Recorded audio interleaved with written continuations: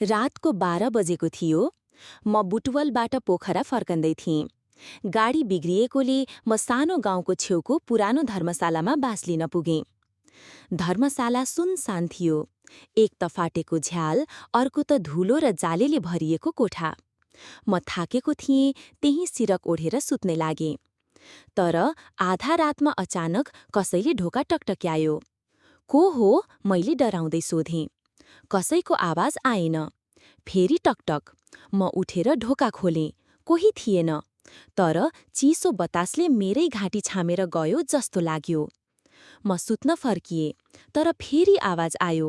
यसपालि चिच्याउने आवाज, कोठाभित्रैबाट। हेल्प! कोमल महिलाको आवाज। मैले ढोकामुनि हेरेँ, रगत बगिरहेको थियो। डरले मुटु ठोकिन थाल्यो। म पछाडि फर्केर हेर्दै थिएँ, सायद मेरो छेउमै कोही थियो, एक छाया। लामो कपाल, सेतो सारी र आँखाबाट रगत बगिरहेको। तिमी किन आयो मेरो कोठामा? उसले कराई। माफ गर्नुस्, मलाई थाहा थिएन। यो कोठा मेरो चिहान हो। अचानक म बेसरी लडेँ।